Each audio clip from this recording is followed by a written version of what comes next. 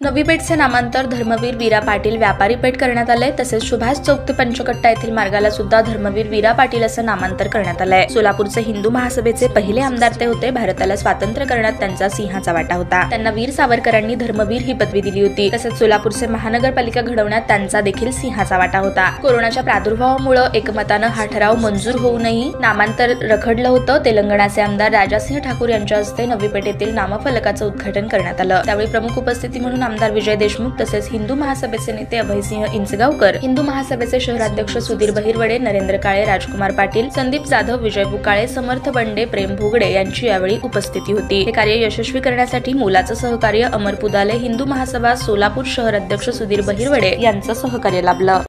ताज्या बातम्या पाहण्यासाठी प्राईम मीडिया न्यूज चॅनलला सबस्क्राईब करा आणि बेल आयकॉन प्रेस करा।